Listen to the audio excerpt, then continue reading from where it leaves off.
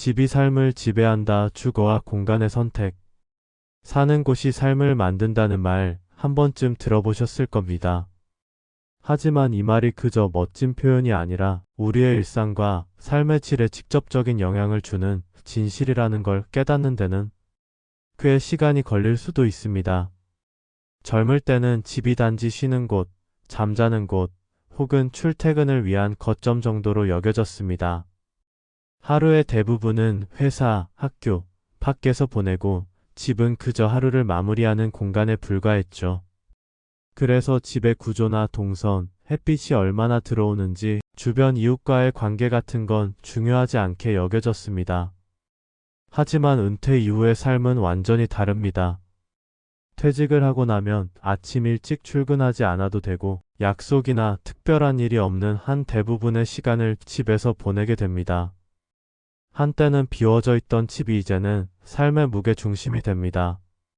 그리고 그 공간에서 보내는 시간이 점점 많아질수록 이 집이 나에게 맞는가? 이 구조가 편한가? 이 동네가 마음에 드는가? 하는 질문들이 점점 더 중요해집니다.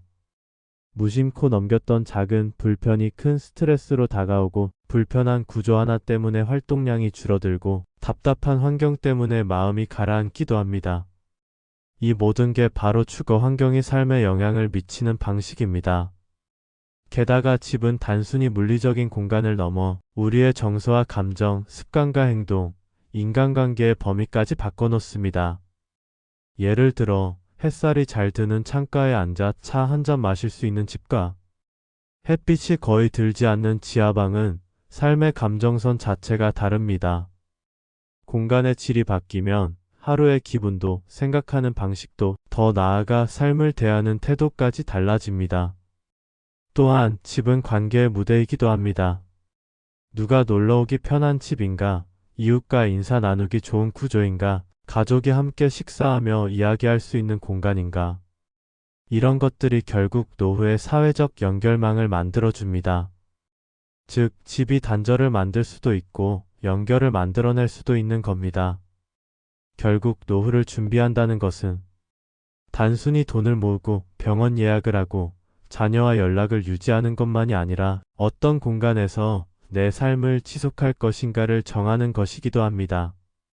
그리고 그 결정이 삶의 질에 아주 중요한 영향을 줍니다. 이번 시간에는 바로 이 지점에 대해 깊이 있게 이야기해 보려 합니다. 왜 집이 삶을 지배하는가? 우리는 어떤 집에서 노년을 보내야 안정감을 느낄 수 있을까? 무엇이 좋은 주거 환경이고 어떤 조건이 나에게 맞는 공간일까? 단순히 넓거나 새로 지은 집이 아니라 삶을 담을 수 있는 집이란 무엇인지 함께 생각해 보고자 합니다. 지금 살고 있는 그 집이 과연 당신의 노후를 지지해 줄 수 있는 집인지, 혹시 이미 삶을 불편하게 만들고 있는 건 아닌지 이 강의를 통해 함께 점검해 보시길 바랍니다. 1. 집은 더 이상 단순한 장소가 아니다. 우리는 종종 집을 단순히 머무는 곳, 쉬는 곳으로만 여깁니다. 특히 젊고 활동적인 시기에는 집이 삶의 중심이 되기 어렵습니다.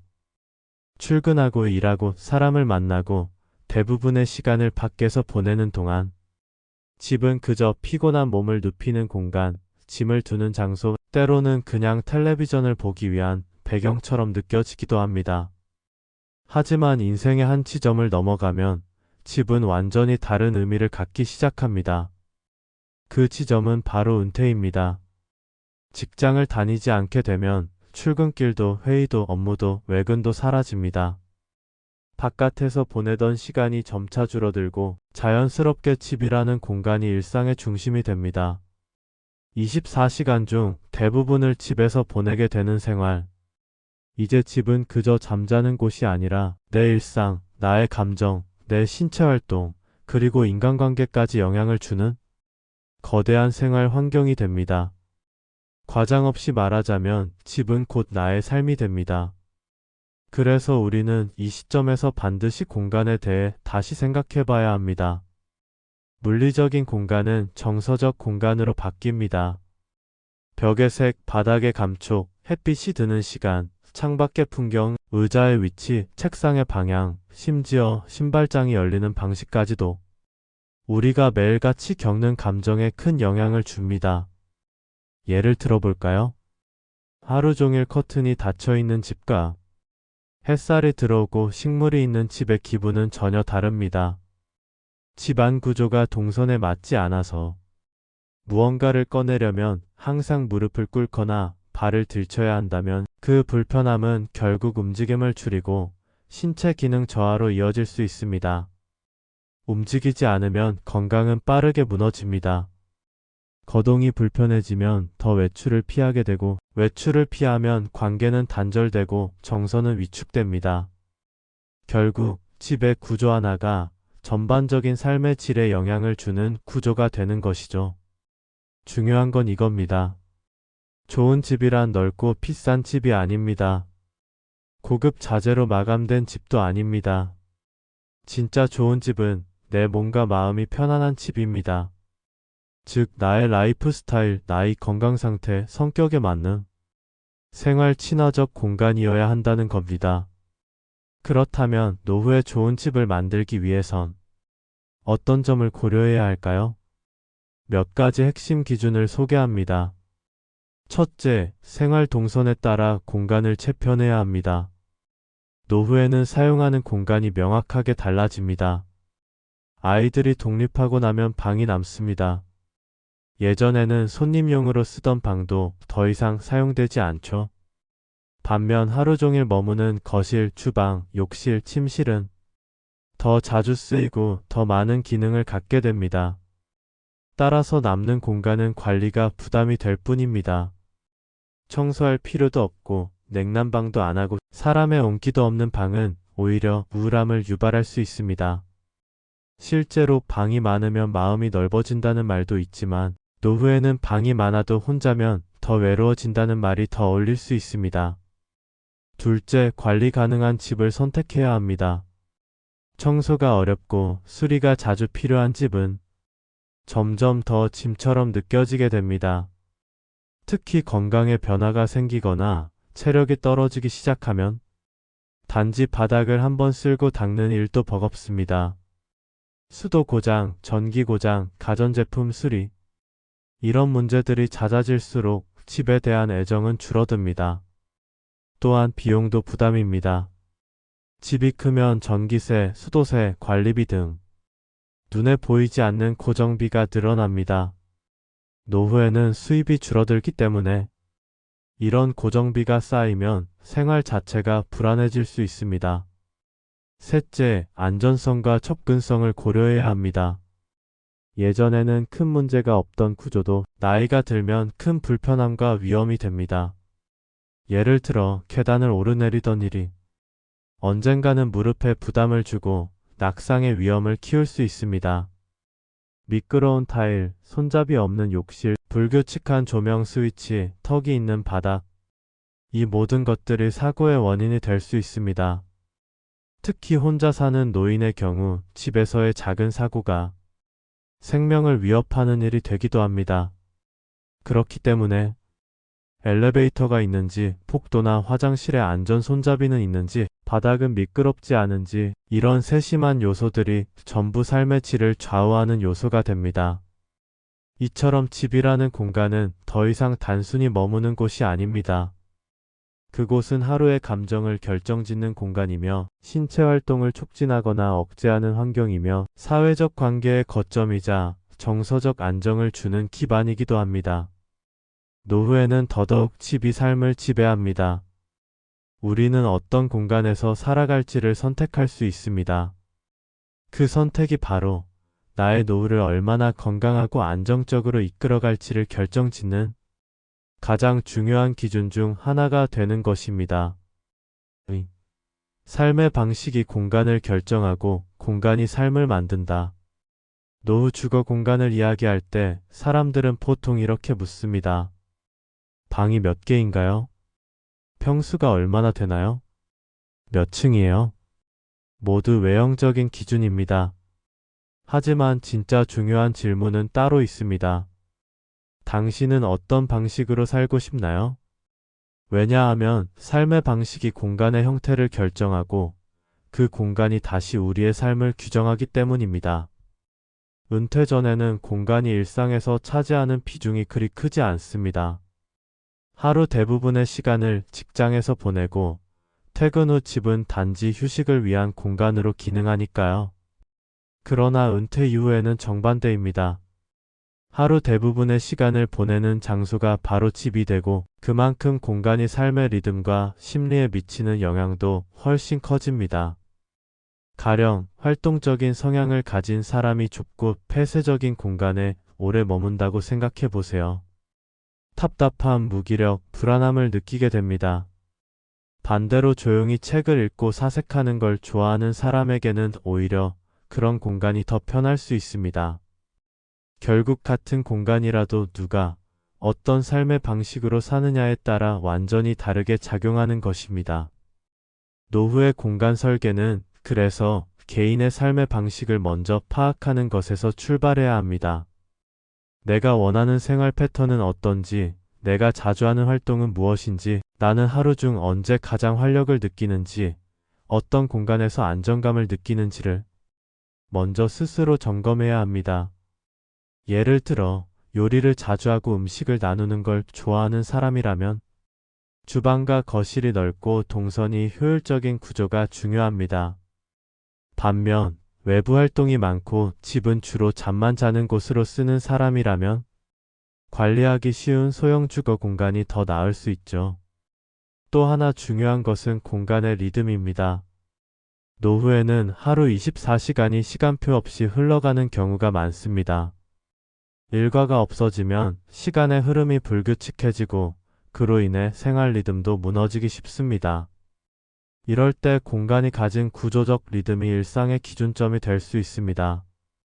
예를 들어 아침 햇살이 잘 드는 동양 거실에서 하루를 시작하고 창밖 풍경이 보이는 창가에서 점심을 먹고 조도가 조절되는 조용한 방에서 책을 읽거나 휴식하는 흐름은 공간을 통해 시간의 흐름을 시각화하고 하루의 리듬을 안정시키는 데 큰 역할을 합니다.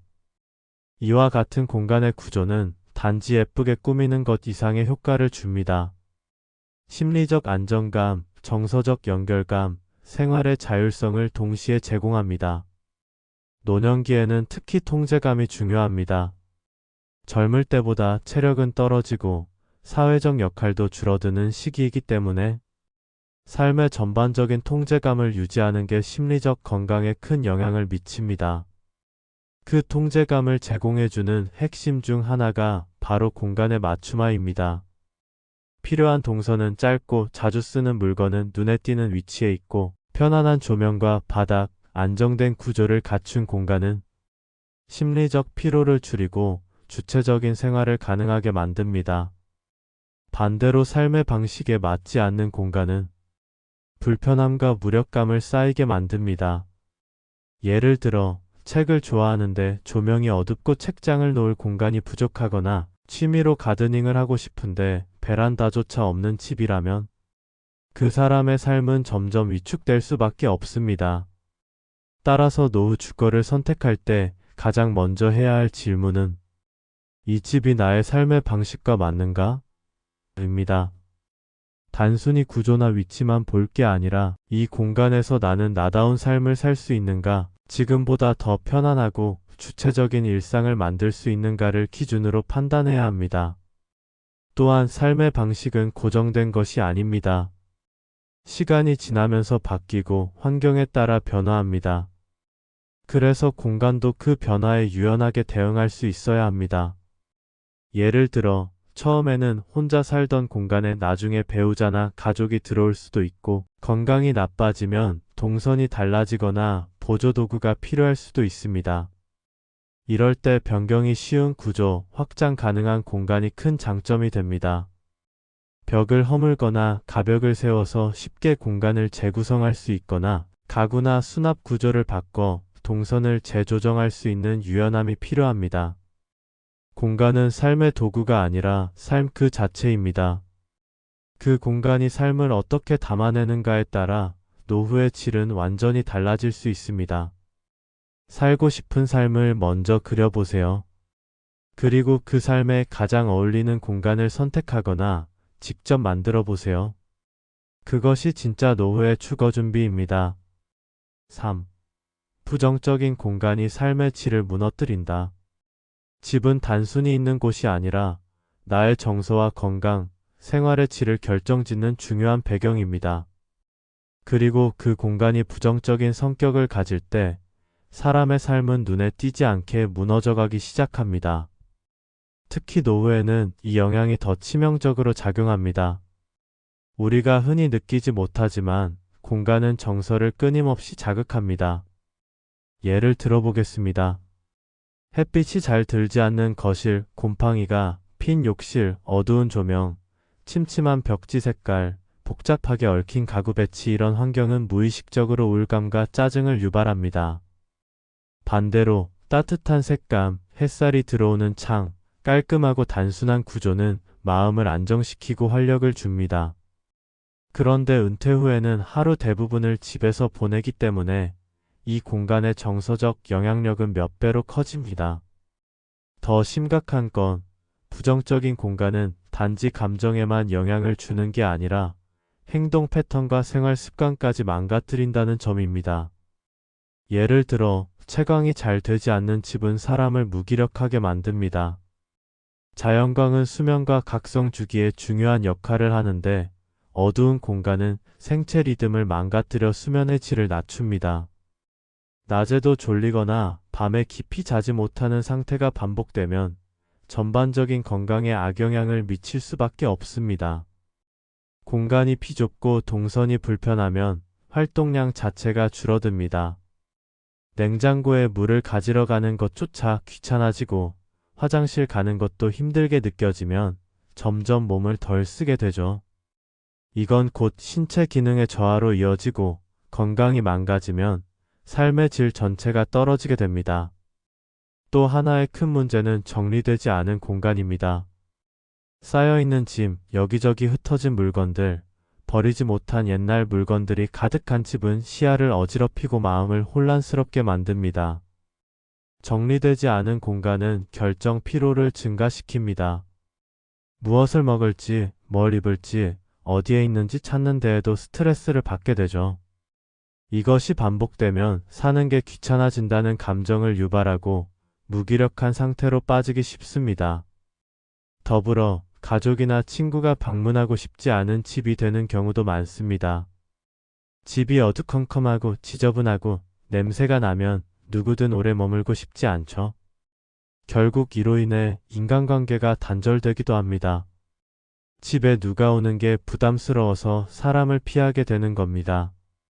고립감은 우울증으로 이어질 수 있고 심할 경우 인지 기능 저하나 건강 악화까지 연결됩니다. 그렇게 혼자의 시간이 늘어날수록 사람은 점점 자신을 돌보지 않게 됩니다. 이 모든 악순환의 시작이 바로 부정적인 공간이라는 점이 중요합니다. 공간이 나빠지면 기분이 가라앉고 기분이 나빠지면 몸을 안 움직이게 되고 몸을 안 쓰게 되면 건강이 나빠지며 건강이 나빠지면 외부와 단절됩니다.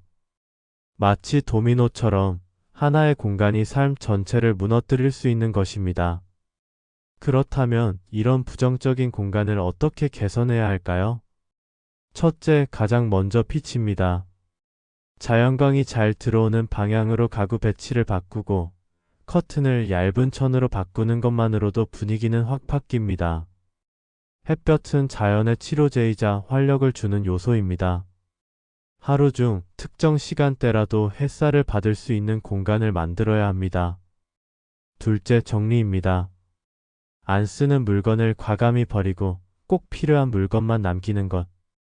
이것은 단순히 집을 치우는 것이 아니라 마음을 정리하는 과정입니다. 물리적 정리는 정신적 정리를 도와주고 불필요한 에너지 낭비를 줄여줍니다. 셋째, 움직임이 편한 구조입니다. 동선이 복잡한 구조는 작은 동작 하나도 힘들게 만들고 사고로 이어지기도 쉽습니다.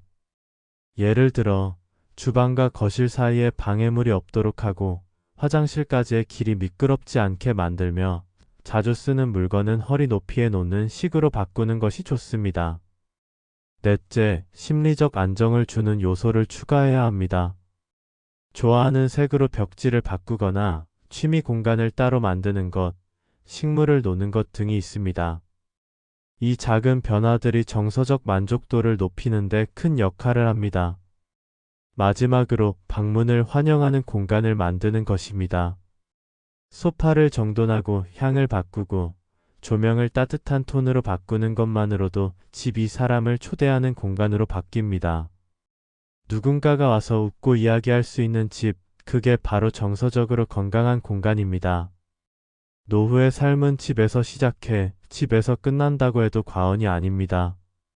부정적인 공간에 머물면 사람도 점점 부정적으로 변합니다. 하지만 공간을 바꾸면 삶이 바뀝니다. 그리고 그 변화는 생각보다 훨씬 크고 오래갑니다. 이제 우리에게 필요한 건 거창한 리모델링이 아니라 사소하지만 의미 있는 변화들입니다. 내 삶의 무대인 공간부터 다시 들여다볼 때입니다. 4. 관계의 온도는 공간에서 결정된다. 노후의 삶에서 인간관계는 곧 삶의 질입니다. 그런데 많은 이들이 간과하는 사실이 하나 있습니다. 사람 사이의 관계는 단지 성격이나 말투, 관심사만으로 형성되지 않습니다. 관계의 온도는 그들이 머무는 공간에서 결정되기도 합니다. 젊었을 때는 관계 유지가 비교적 쉽습니다. 출퇴근하며 사람을 만나고 사회생활을 통해 다양한 접촉을 하며 자연스럽게 관계가 이어지죠. 하지만 은퇴 후에는 다릅니다. 만남의 기회는 줄고 대부분의 시간을 집에서 보내며 인간관계를 유지하려는 의도적인 노력이 없으면 관계는 점점 희미해집니다. 그리고 이때 우리가 사는 공간이 관계의 품질에 직접적인 영향을 미치기 시작합니다. 생각해보세요. 어떤 집은 들어서는 순간 기분이 좋아지고 이야기하고 싶어지는 반면 어떤 집은 왠지 모르게 불편하고 오래 머물고 싶지 않게 만듭니다. 이 차이를 만드는 건 인테리어나 가구 배치, 청결 상태, 채광, 분위기 같은 요소들입니다. 이런 사소한 디테일들이 사람이 오고 싶은 공간인지 아닌지를 결정짓습니다. 가령 우리가 인간관계를 맺고 유지하는 방식은 시대와 환경에 따라 끊임없이 변화해 왔습니다. 과거에는 동네 골목, 마을회관, 종교시설, 시장 같은 물리적인 만남의 공간이 중심이었습니다. 하지만 지금은 어떨까요? 스마트폰 하나로 사람을 만나고 영상통화로 대화하고 채팅으로 마음을 나눕니다.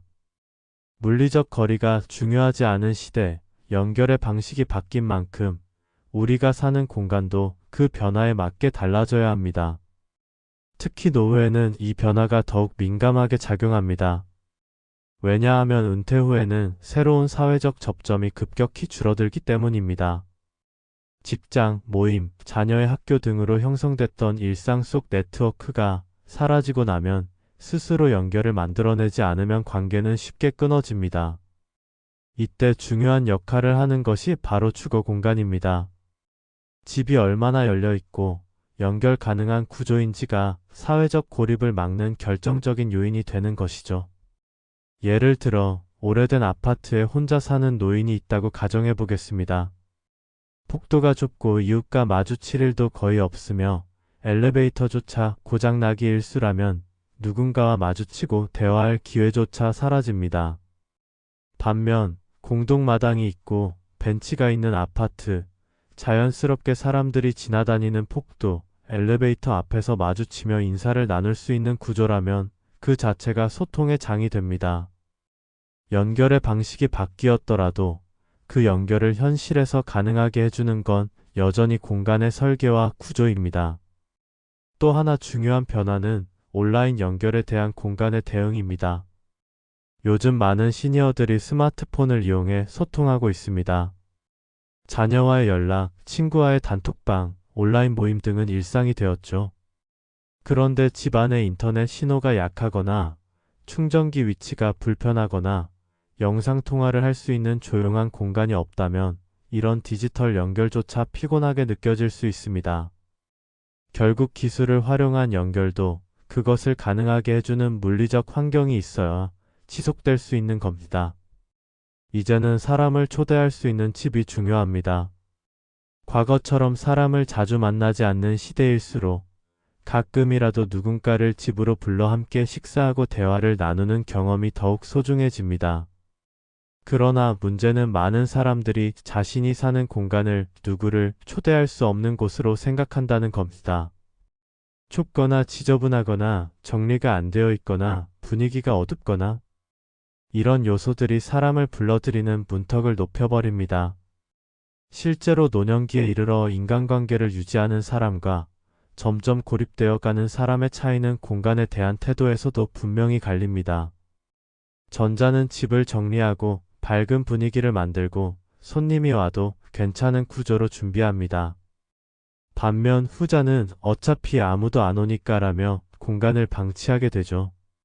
그 결과 사람을 부를 수 있는 집이냐 아니냐는 관계 유지의 가능성을 결정짓는 중요한 요인이 됩니다. 이런 이유로 노후의 집은 반드시 연결의 가능성을 고려해야 합니다.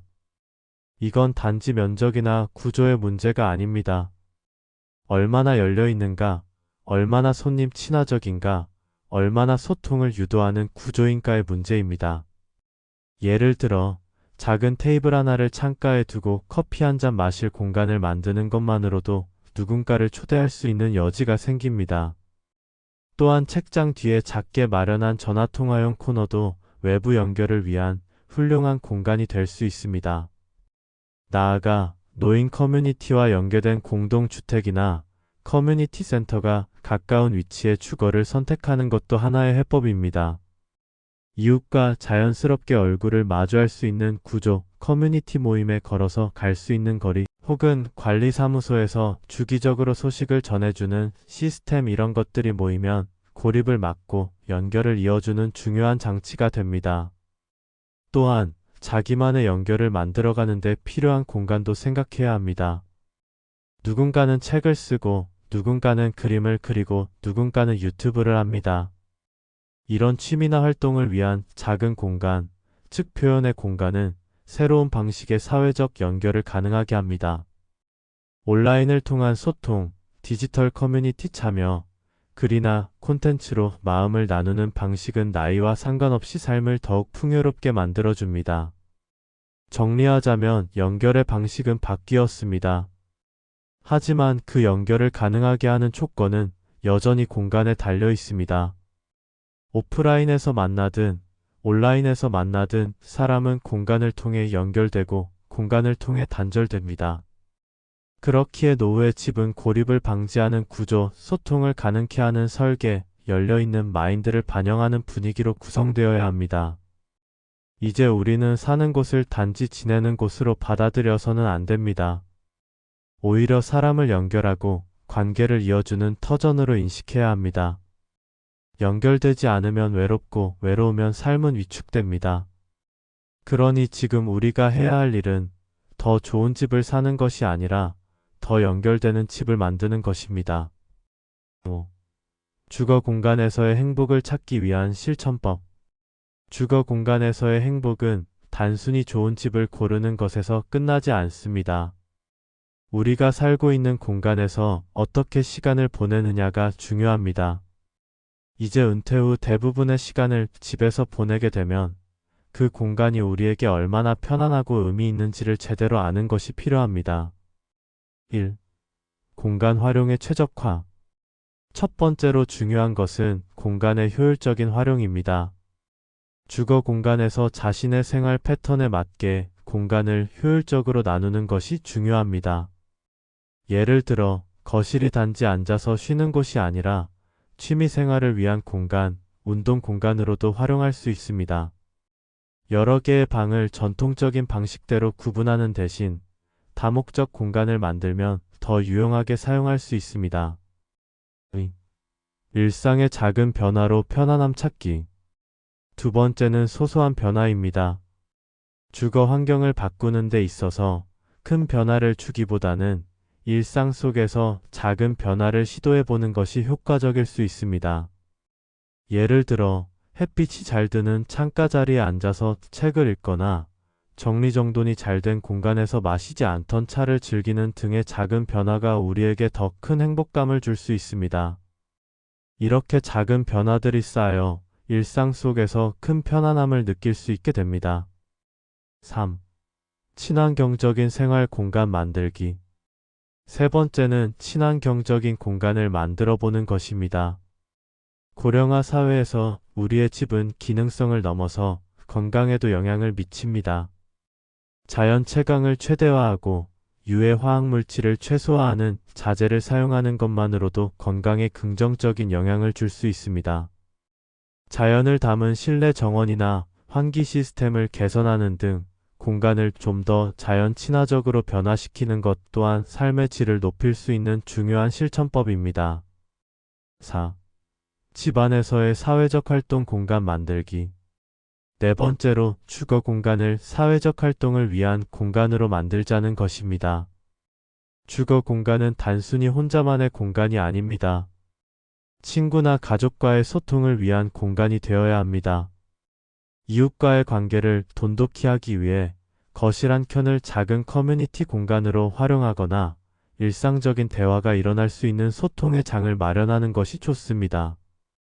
또한 은퇴 후에는 외출이 어려워지기 때문에 집에서 하는 사회적 활동을 통해 외로움을 방지하고 삶의 질을 높일 수 있습니다.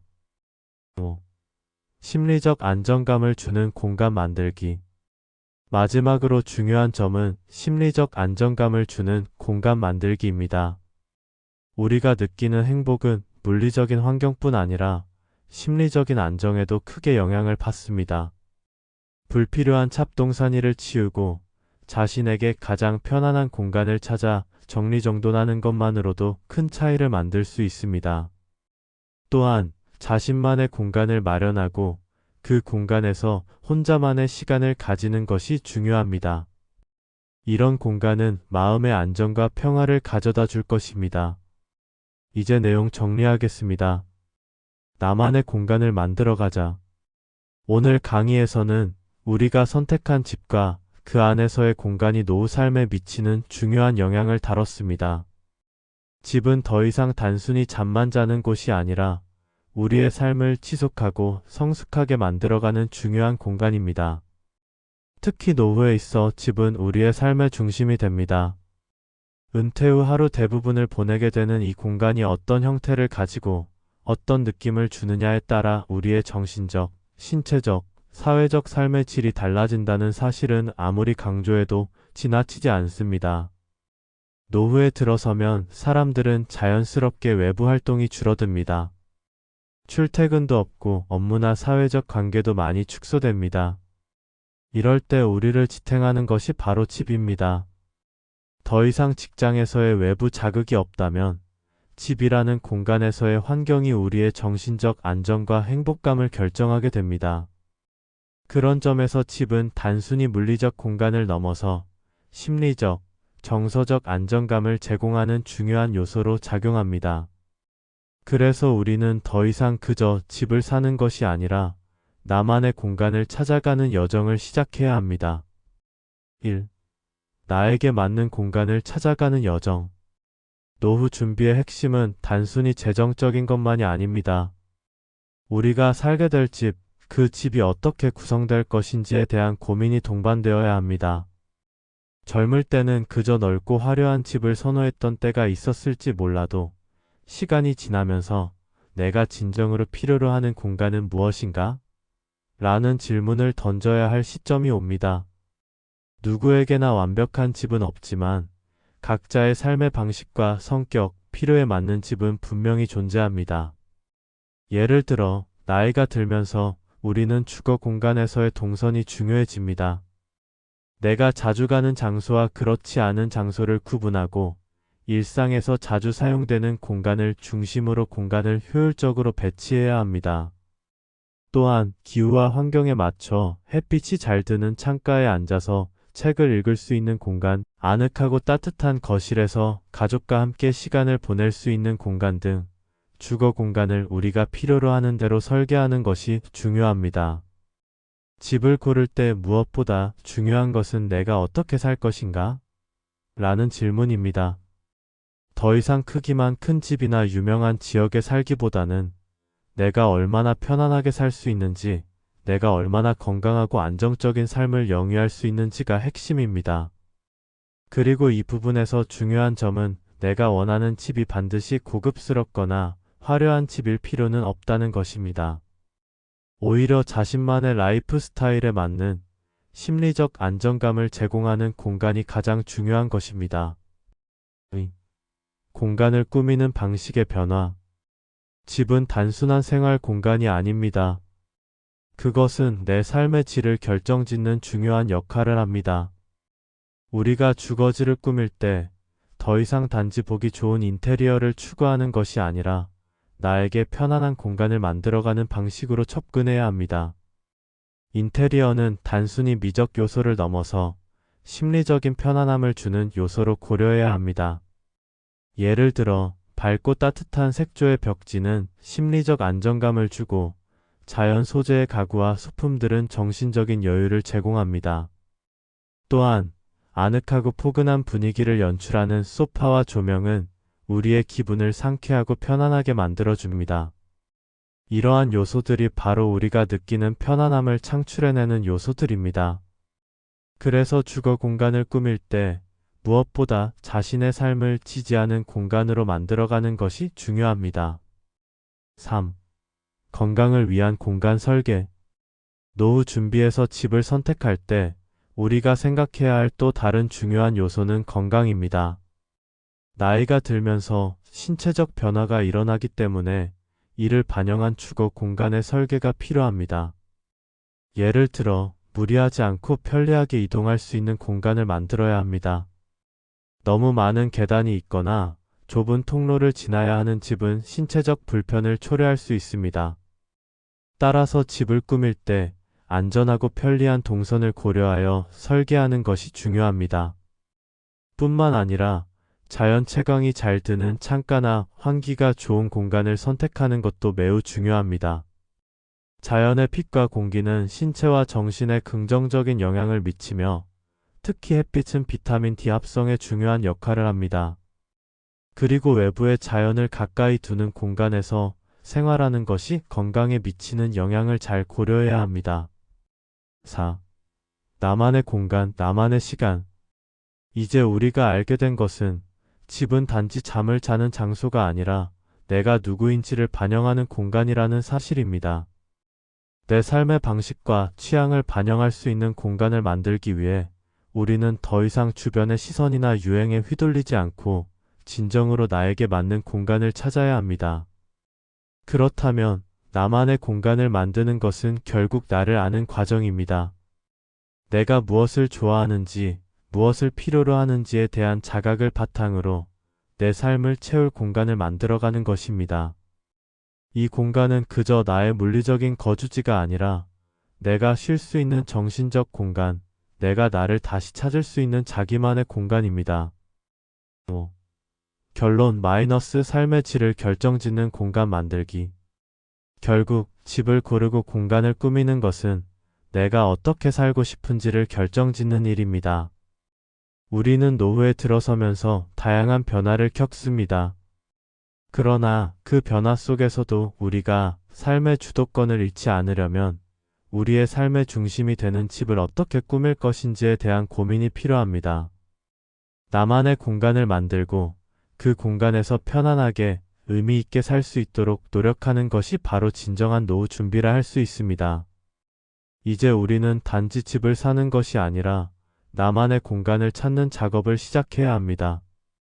그 공간에서 어떤 일상을 보낼 것인지, 어떻게 그 공간을 나만의 방식으로 채워나갈 것인지에 대한 깊은 고민이 필요합니다.